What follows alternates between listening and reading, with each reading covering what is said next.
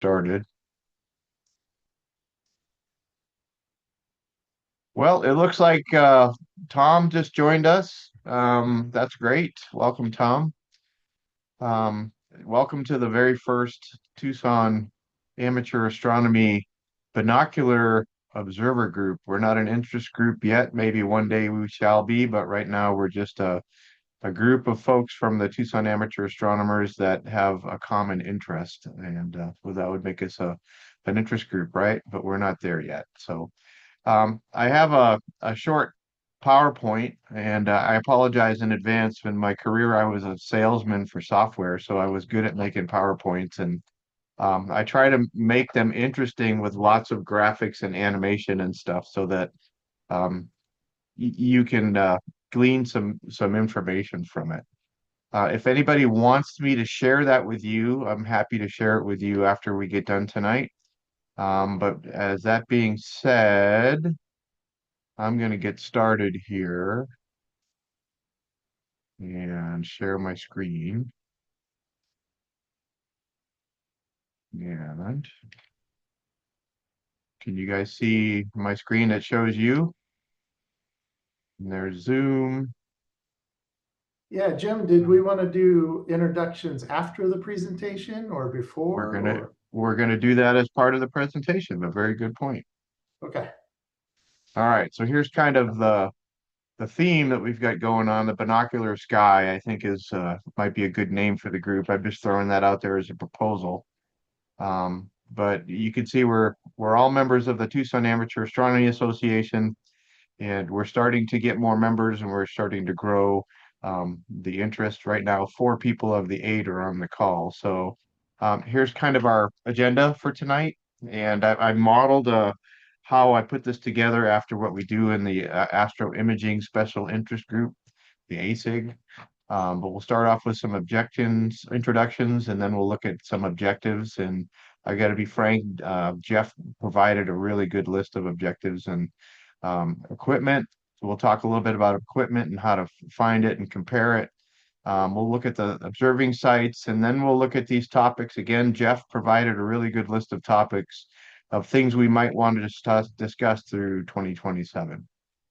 So in the ASIG group, we always start off with a beginner's corner, and this is where we do our introductions and have any questions or any comments that might be related to beginners. So I'll start off. I'm Jim Long. I've been in the TAAA since October of 24, but I was a long time amateur astronomer back to the 70s and had a variety of telescopes and equipment. And we'll talk about what I have for binoculars in a bit, but that's me, and I'm glad to be a member of this kind of group. So, Jeff, you want to talk about you? Sure. Yeah, I'm Jeff Johnston, and I've been in the Tucson area most of my life. I was an embedded software engineer, and um, I was my TAAA experience goes back to around 2009. A friend of mine, Jim Miller, who's also in the binocular group, was inviting me to various events, and I was taking my telescope to those, some of the outreach stuff, just as a non-member, basically. And then I I left. I did join for a brief period, but then I left to raise some kids. Now they're in college, and I'm annoying Bernie every month with my outreach requests. So that's been that's been a lot of fun since that was, I guess, the summer of 2024, something like that. And as far as binoculars, my first memory of with binoculars was Halley's Comet in 1990 or 1986.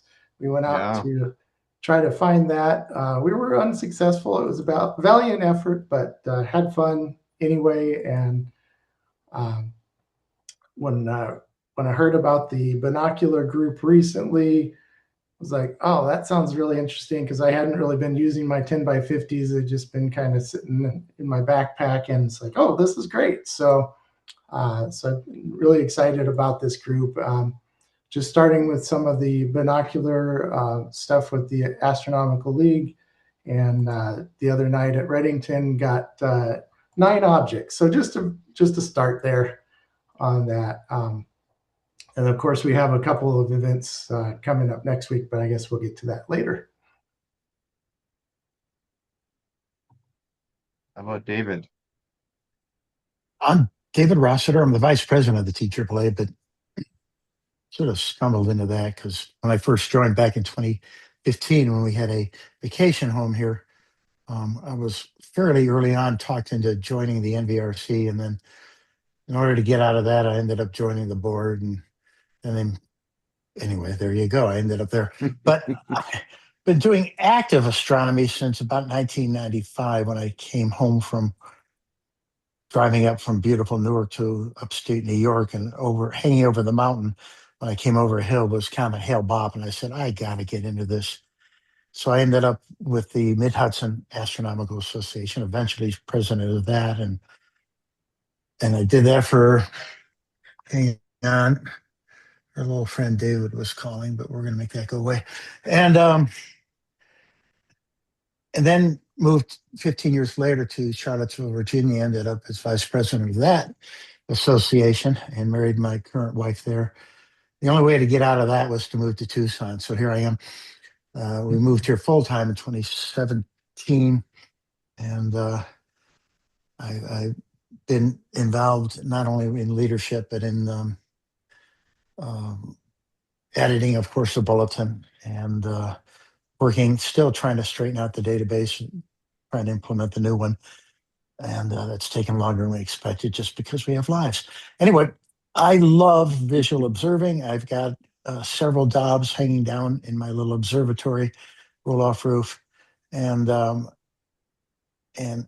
I was flying for a living, I used to be flying over the North Atlantic and bring my binoculars along, turn off all the lights in the cockpit, and do some observing there, which was really kind of amazing. The Northern Lights were incredible there. My co-pilot didn't like it because he wanted to read, but it's good to be the captain. Anyway, so getting back to binoculars and doing this again and visual observing, which is my passion, I'm pretty excited by this group. So thanks for inviting me. Excellent. Well, we're blessed to have you here because now I know we'll be an ASIG someday or a Yeah, there you special go. interest group. Can Yeah. hope. And Tom, thank you for the info on getting my binoculars repaired. We'll talk about that in a bit, but let's tell us about you. I hope that works out. I'm assuming you can all hear me. I'm a little, I'm not exactly tech savvy. Um, I've been a member of the club since 2004, although you wouldn't know it from recent participation. I got back into astronomy after a lengthy hiatus. I started out doing this in my teens, which was a very long time ago. Got away from it. Mars came by in 2003 and blew everybody's minds by being so close. And TAAA and Flandreau jointly put on a couple of public viewings of Mars, and that kind of triggered me getting back into all these things.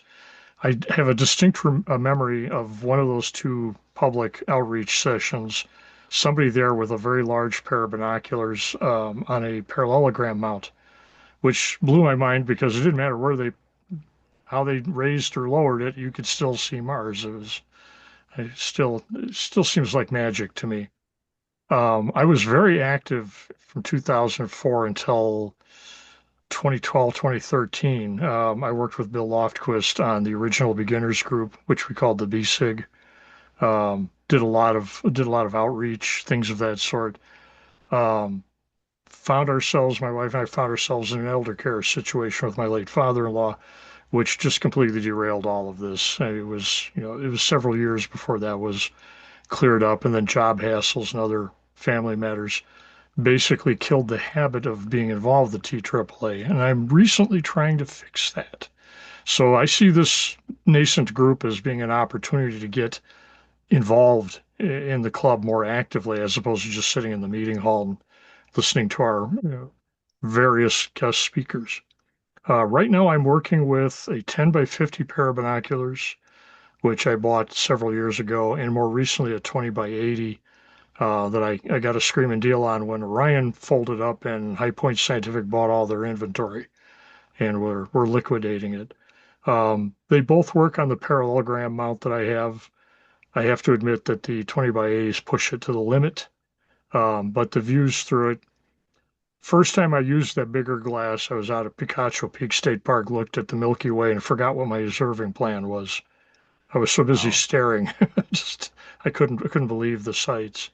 So when you guys started talking, when I saw the notice in the newsletter last month, I thought, oh, okay, let's give this a try. Well, the interesting part about how this all began is Jeff and I were together at Pima College East for a star party, and someone approached us and said, "Hey, I'm a member of the TAAA. When does the binocular group meet?" And I looked at Jeff, and Jeff looked at me, and we scratched our heads and said, "We've never heard of a binocular group." And I said, "But what a cool idea.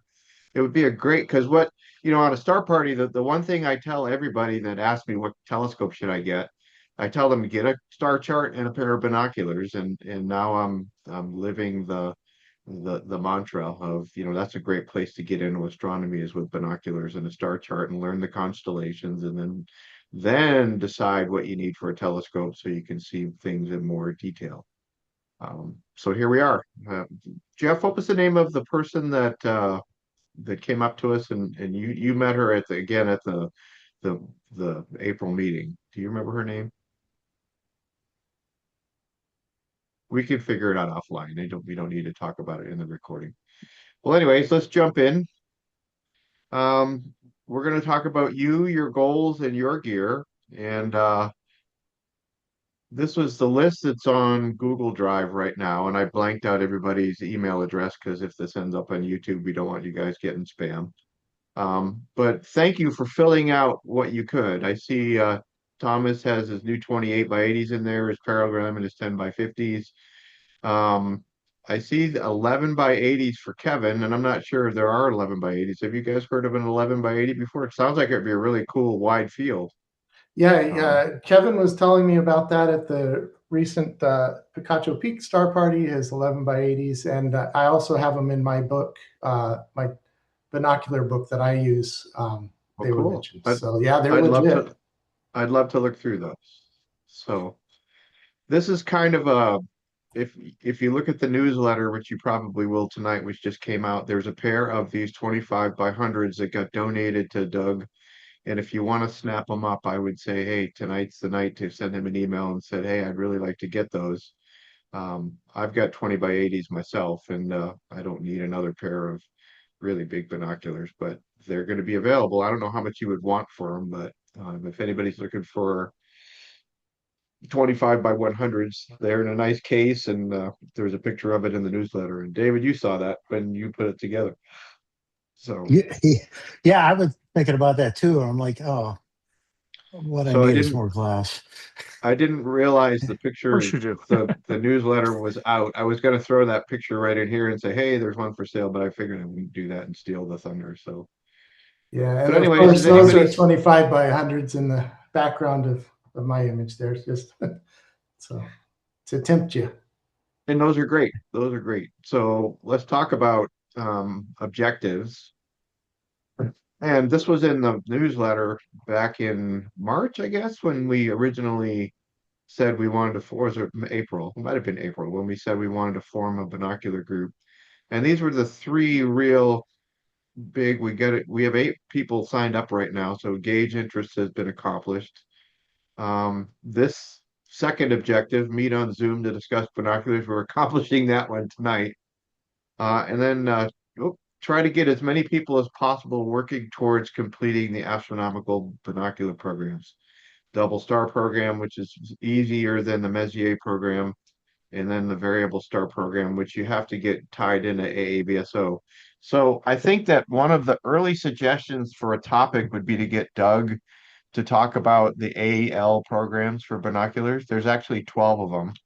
And who was it that said their wife had just completed one? Was that your wife, David?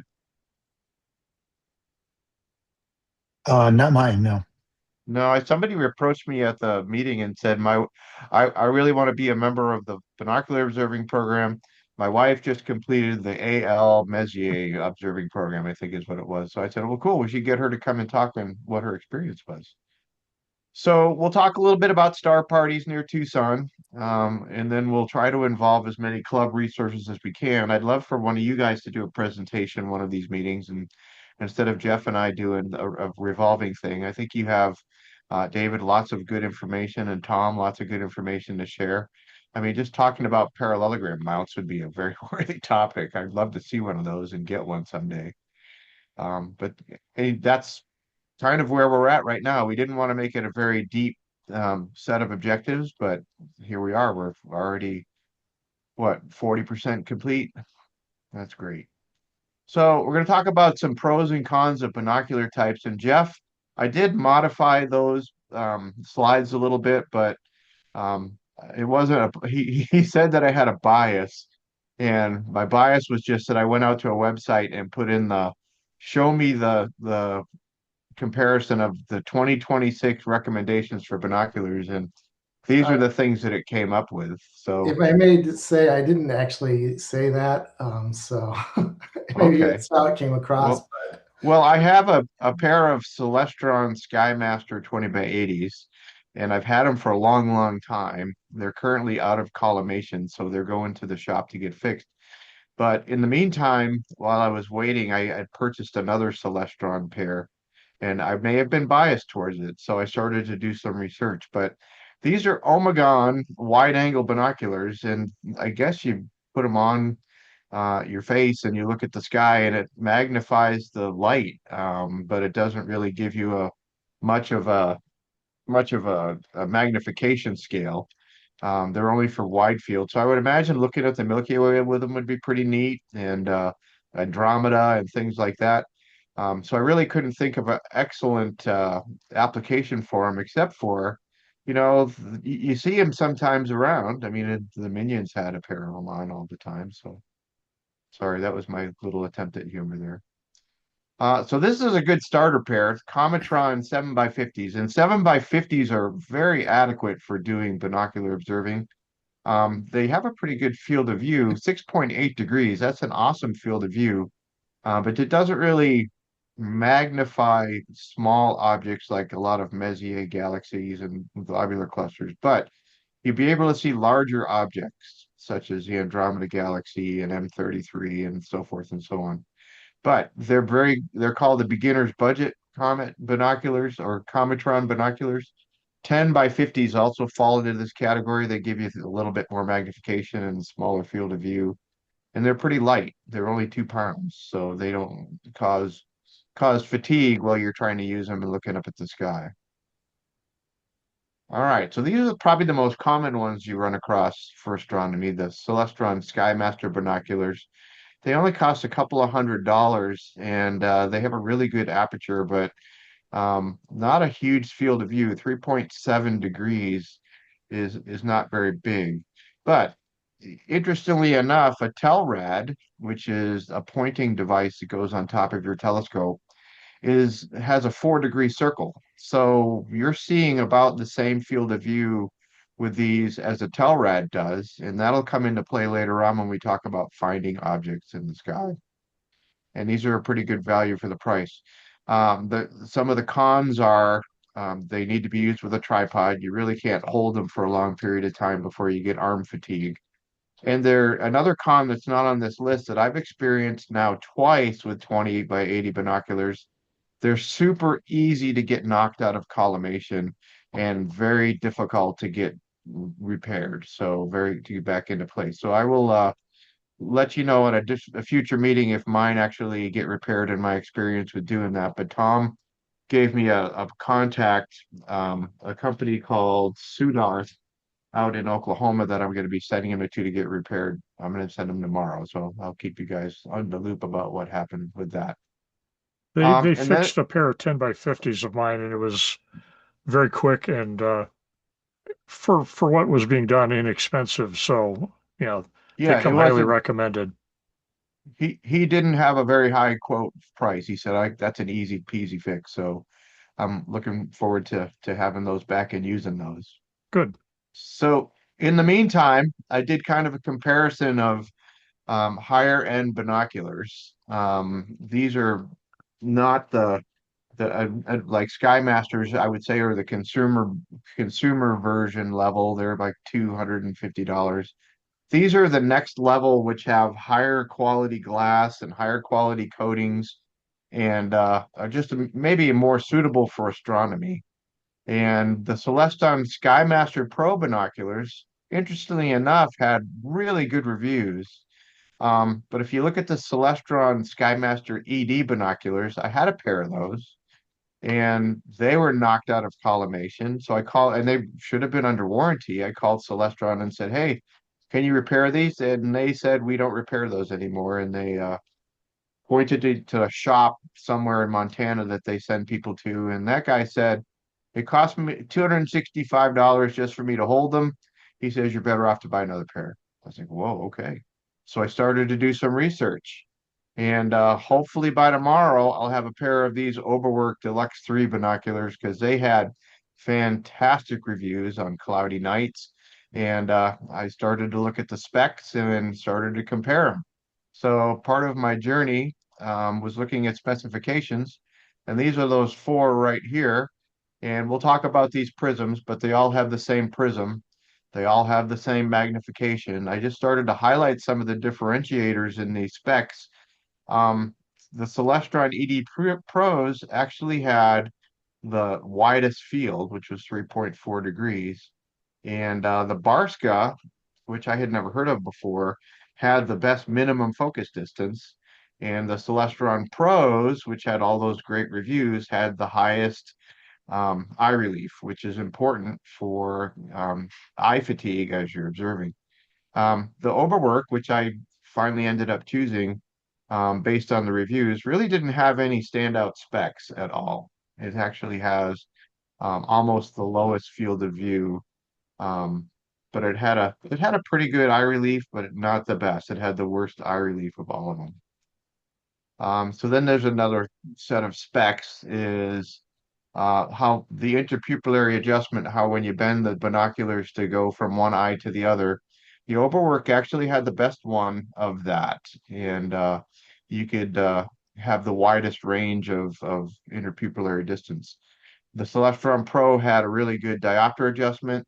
The Overwork has a good diopter adjustment too, but I didn't get the specs on what that was.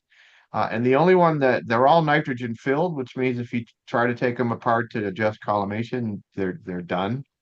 So you don't want to do that. And then their environmental resistance, the only one that declared their water resistance spec was the Celestron ED Pro. So none of them have collimation wackout resistance. So here's the final dimension specs. The Celestron Pros, which got the reviews, is the lightest at 5.4 pounds, which I found pretty amazing. And the Overworks were 7 pounds, but they were the smallest dimension, which I'm not sure that would make a big difference, but they're like an inch smaller in all the dimensions than the other ones. So here's the most powerful ones, and this is what everybody moves up to, I believe. And Jeff, you have those, and you're pretty happy with those, correct? Yeah, they're pretty good. They are heavy, and the tripod that I have now it just barely is enough for them.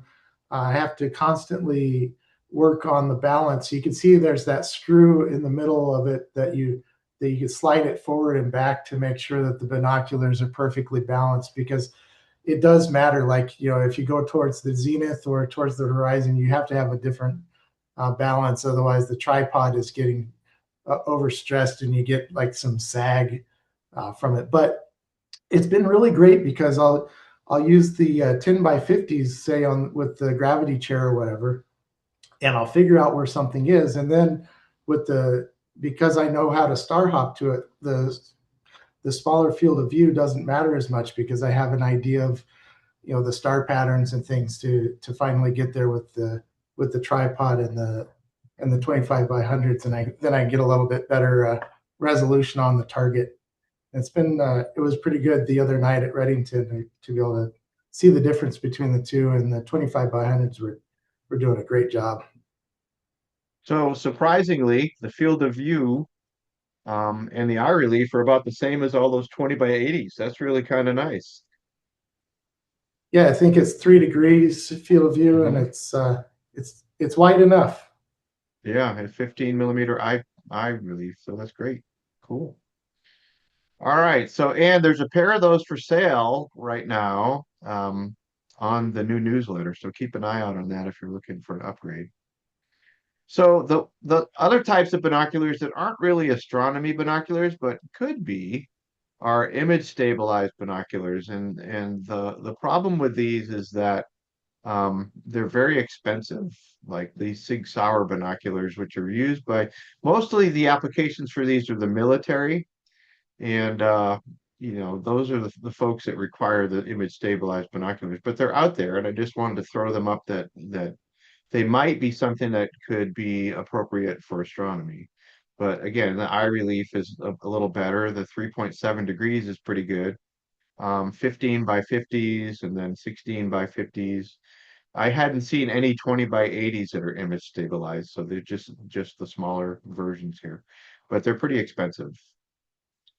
All right, so believe it or not, Bernie has our Bernie Stinger has a pair of Vixen binoculars that he brought out once for a solar day we had, and I was amazed. I think they were 100 millimeters, and they were well, actually they were bigger than 100 millimeters. It was like 120s, and they were huge. They were the right angle binoculars like this, and they were pretty neat to look through with the sun. They really gave a good image.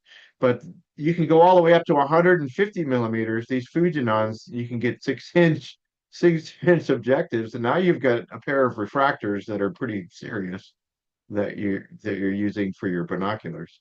None of these are eligible for AL astronomical league observations because you can replace the eyepieces, and they're very rare and very expensive. So um, I think these Orions right here, you can find them for about $2,500 right now. Every once in a while on Astromart, some of these will pop up.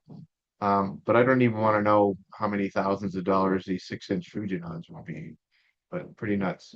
So again, you can't just forget about these kind of binoculars. And I was thinking, if we could put one of these up at Timpa or at Reddington Pass and just every once in a while collect all the quarters, we could use that for revenue to offset our expenses. But come to find out that the Forest Service wants you to have a permit if you're a commercial enterprise. So this is rejected. We're not going to have any binoculars that you put quarters in. Wah wah. But look at the availability, 4 to 6 months, and you can't return it. So if it gets vandalized, it's done. You own it. All right. So here's some other considerations here.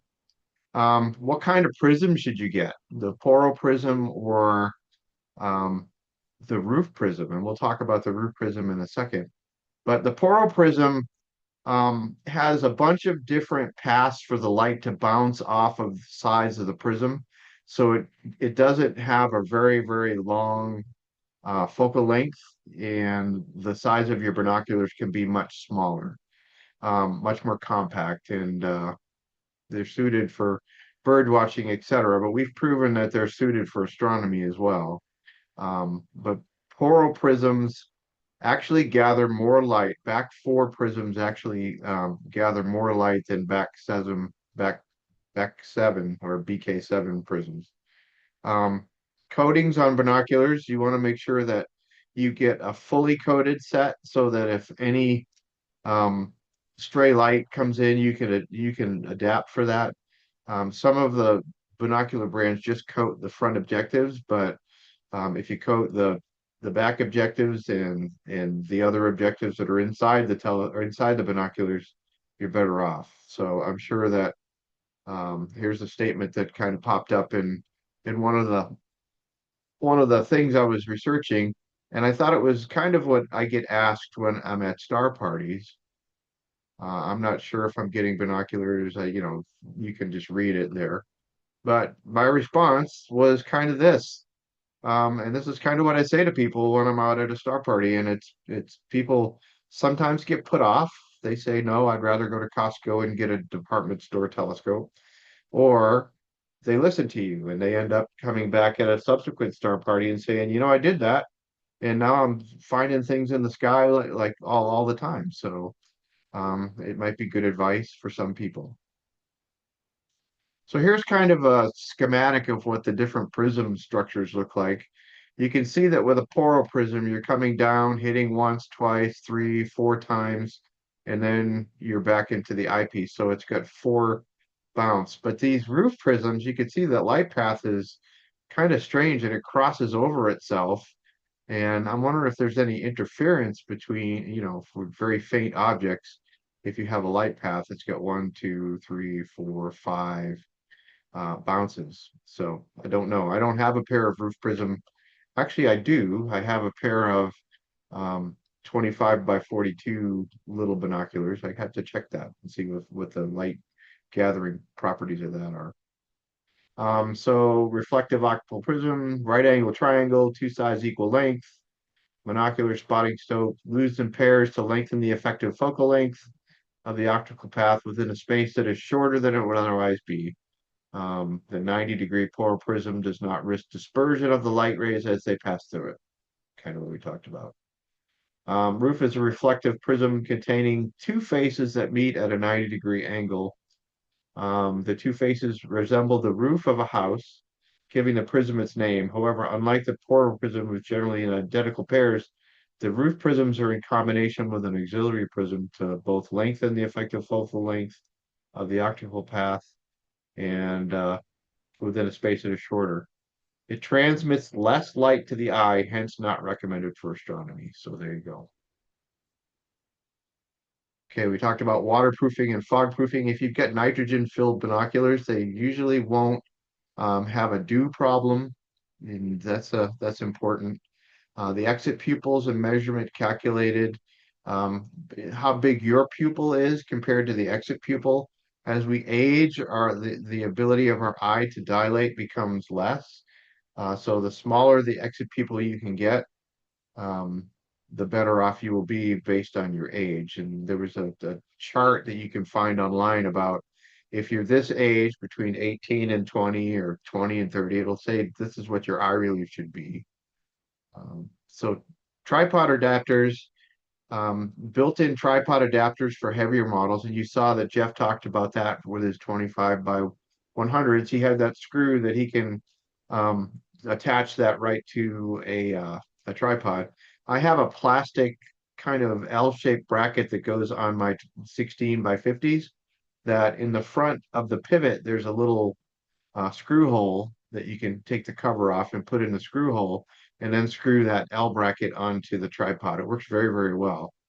In ED, extra low dispersion glass, you'll find that on some models, and it'll give you clearer views, less fringing, less chromatic aberration, which means the red and blue light rays will not coalesce at the eyepiece equally, and so you'll see some color around brighter objects. Extra low dispersion glasses help reduce that.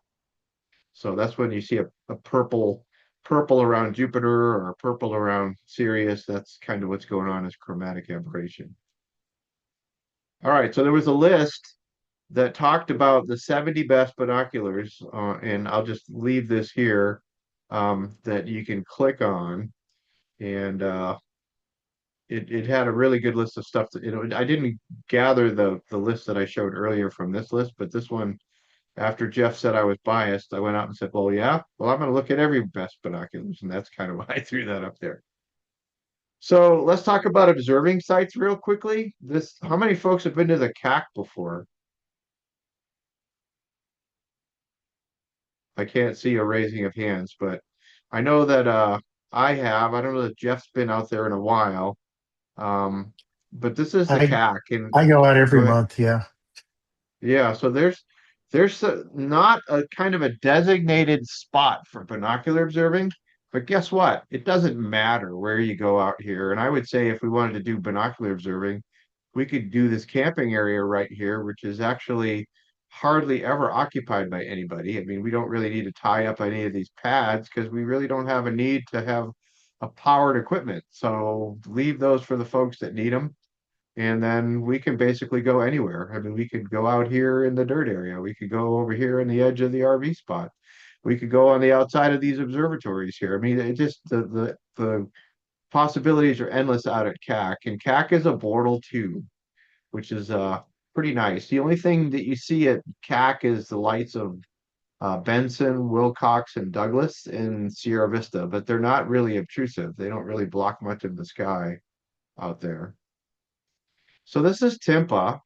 Timpa is our west observing site, and you can see there are one, two, three, four, five, six paths out there that are also powered. But again, you don't need to tie up one of those paths. They have all of this area out here that you could just set up and do binocular observing. They have a restroom facility there that has white light in it, so be careful, your night vision will get destroyed if you go to use the bathroom.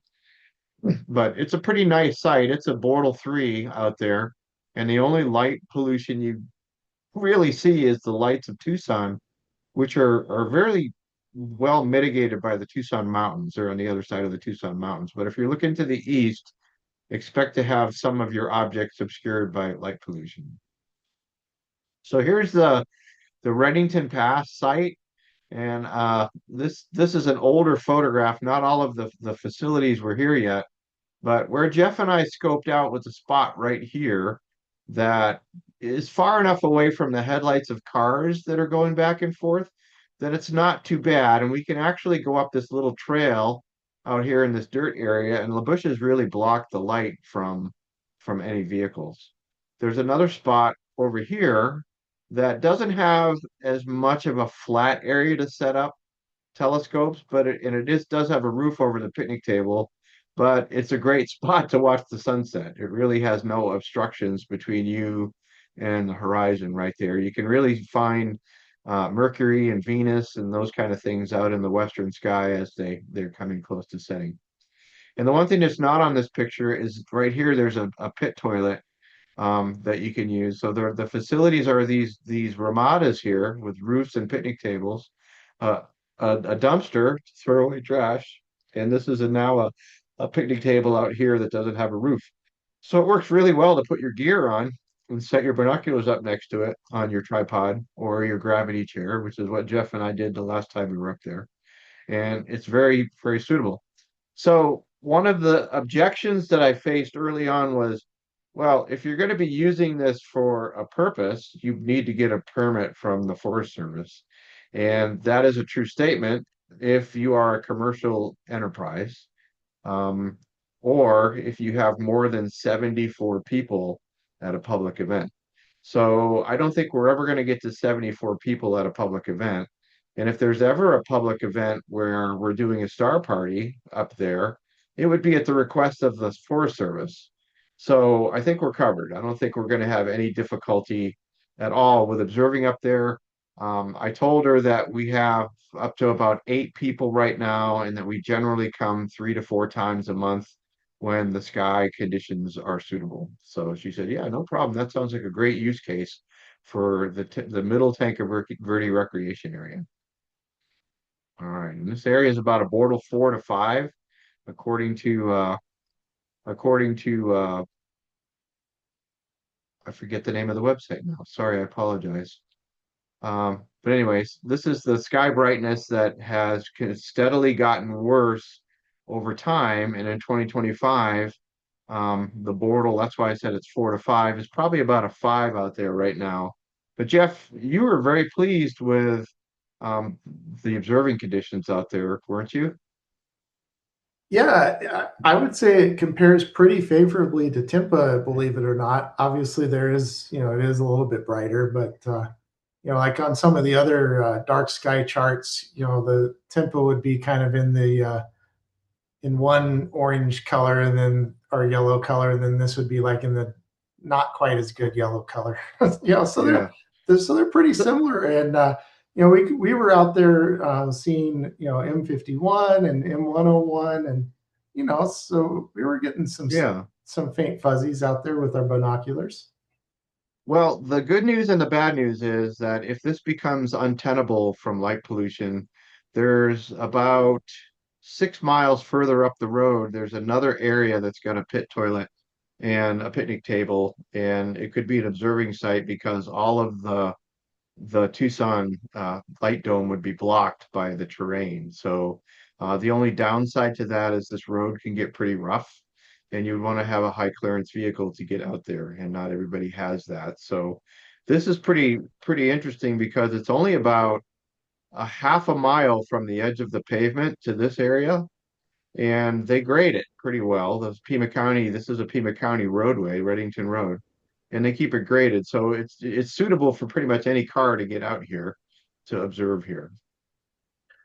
Yeah. I would say that, there are cars passing through, so there are headlights every once in a while. However, like you said, at that picnic table, it's actually pretty good. You might only get like a glint of partial glint of a headlight or something and then it could also be kind of a party area, as we've noticed. So, Yeah, yeah. It's very popular with people watching the sunset up there. So, I mean, you might run into 7 or 8 people sitting on the picnic tables out there waiting for the sunset. But it is what it is. Safety is a problem everywhere. So we just probably I wouldn't recommend going up there alone. I would take another member with you up there and then you'd be fine. So, all right. Any questions about observing sites? Uh, I live just down the hill from there, and when the sky is really transparent, without a lot of junk in it, then looking east, it's dark. It's really good. It's more like Bordeaux 3. Looking west or southwest toward the city is not so good, but um, some nights it's really can be really dark when there's not a lot of haze in the air and things like that. Well, I got 19.6 when the moon was up there in on my SQM meter. So I'd love to go up there when there's no moon and try it and see what the SQM is up there and see how it compares to what they're reporting on light pollution maps.info. That's where I got this from. So, all right. So this slide is kind of a builder slide, and I apologize. I like to make builder slides. So these are some of the topics, and these actually came from Jeff, so I can't take credit for all of them, but I threw a couple of them up here. But this is kind of one of the topics that we wanted to talk about for anybody that's coming on board that hasn't figured this out before. So I think one of our meetings we should talk about, the operation procedures for finding objects, focusing, using your eyeglass, that kind of stuff. These are all good topics to start out with. And like Jeff said, these could all be individual topics. But early on, I'd really like to get Doug Smith to come in and talk to us about this. And Jeff and I went to the recording and sketching class with I can't remember his Pat, and he and the two of us actually got a lot out of it about how you record things for the Astronomical League. It was tougher than we thought it would be, right, Jeff? Trying to figure out where north was on your diagram. yeah, I still haven't quite got the grasp of that, but since we don't need that for the Messier objects, then I guess I get a Right. reprieve. So, target selection methods. I have some really good resources that I could share with folks about how we can select. Oh, thank you. How you can find things in the sky that are suitable for binocular targets. Um, the mounts. And you know what, Tom, I think you should talk about your parallelogram mount when we have this meeting and maybe have it in the background there and you can demonstrate it. That would be kind of cool. I'd really love to see how that works. Tripods and monopods, etc. And so, Jeff, on the Oberwerk website, they have some pretty um, tel or binocular specific upgraded heavy duty tripods that have dual handles and stuff. I may one day upgrade to one of those. They look like they're a pretty good addition. They would be really good for your 25 by 100s. So I'll send you the Yeah. link to it. Yeah, my friend Jim Miller has a parallelogram mount for his 25 by 100s, and it's an Orion, and it's able to support those. So I think my next upgrade might be to a parallelogram if I can afford it. If you go to JMI, I saw they had a couple of them for sale. They got them back in stock. They have 2 different levels of them, and they were spendy. So homemade mounts, I don't know anything about that, but I've seen people that have used PVC pipe to make mounts that they can put on their gravity chair. That kind of is intriguing. Um, Discussion focus, what kind of binoculars are the best for you, not just for the best. We kind of touched on that tonight, but we could talk a little bit more of a deep dive into a specific type if you wanted to say, hey, what are the ins and out of 25 by 100s? Talk to me about what kinds there are out there. Shopping, selecting, evaluating, buying, and like I said, we touched on that tonight. How binoculars work, we talked about that too. We could go into more depth about that stuff. Limiting magnitude of various binoculars. That's one of the specs that I did not see on and when I was doing my research for binoculars, but that would be an interesting spec to compare. Binocular splittable double stars. I know Jeff, you've been starting to look at those. There's AL Astronomical League program to look for splittable stars. And that's, I guess, the easiest thing to start out with binoculars, the easiest one to get um, a certificate and a pin for. Solar observing. Now those 20 by 80 overworks, you can actually buy a pair of solar filters that go on the front of those, and they were only like $50. And I said, wow, that might be my next addition to the telescope equipment milieu. But they would fit any 20 by 80. So that was one of the things I was like looking for.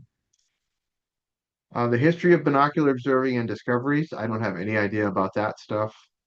Binocular outreach techniques. Okay, at one point, once we get rolling, and I'd really love to do some outreach. And at the star party at Rocking K Ranch, I brought my gravity chair out there in my 16 by 50s, and I had my auto collimation 20 by 80s.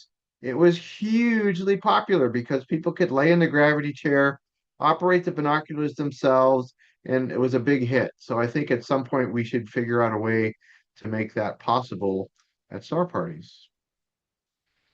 Maintenance, we'll talk about collimation, dust, cleaning lenses, storage, etc. Observing websites. There's a lot of YouTube videos about binocular observing, a lot, an amazing amount.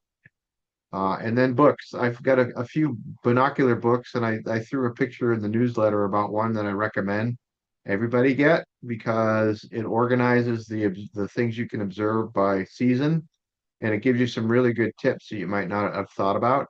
And you can also have that book handy when you're out with the public and say, get this book, this will help you. Setting up various planetarium software to represent your binocular view, and that is immensely helpful.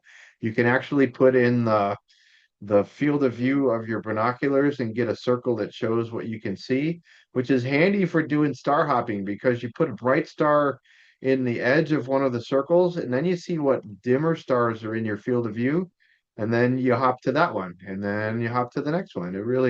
It helped me find M51 by hopping through some stars that way. All right, so that's kind of the topic, and this is it. This was the whole first binocular meeting. Anybody have any questions? Not a I, question so much as a suggestion. Okay. We're trying to drum up greater interest in this to make it a legitimate group, obviously. Something I've started doing because the imagers, when you look at the emails coming out of TAAA, there's a lot of amazing images. I don't object to that in the slightest. I look at every one of them. But I have recently, two or three times when I've been out with the binoculars, I've put an observing report out, and they were fairly well received. Mostly to do with I'm working on the Binocular Astronomical League Double Star and Messier programs. So I'm giving little progress reports on how I'm doing. I would suggest that any of us do any binocular observing do exactly that. Put it out there, keep it visible. I think that's a great idea. Yeah, I love it. I'll start doing that as well. Thanks. I love observing reports. I got to get my butt into gear on that too. So I'm really looking forward to coming out and meeting you guys out at the observing sites. I'm going to be out at Timpa on the 9th I'm going to be out near Timpa. I'm going to be at the Juan Santa Cruz out there. and I'm going to head out to Timpa and meet with Doug and talk to him about coming out and presenting for us. But I'd love to come up and meet you at Reddington and show you the site. I think you'll be impressed how easy it is to get to and how good the sky is up there. I think you'll be pleased. And David, I know you'll be pleased. Yeah, I'm excited. But that's a great idea, Tom. Thank you. I'll start. I think what I'll do is I'll take my observations that are on the sheets that Jeff and I have and put them in a spreadsheet and just, say a little bit of blurb about it and then give them a table of here's where I'm at. So that's a great idea. So any other questions? Yeah, just on that topic, I thought there was a section for it, but I guess I misunderstood. But basically, yeah, the next week, the first week of May, we have two different binocular observing sessions up in Reddington, and we're just hoping everyone will come out to one of the two sessions or both if you can, and just to see what the site is like. Offer any feedback, or things like that. Just to see if this is going to be a good site for the binocular group or not. Because I know for myself and sounds like a few others, Timpa is not the closest. It's over an hour away for me, and so if this is a viable site, that's pretty good. As well as there's some other considerations too, like at the Reddington site. I noticed Jim and I have different schedules as far as evening schedules, and I might stay a few more hours after he's gone home.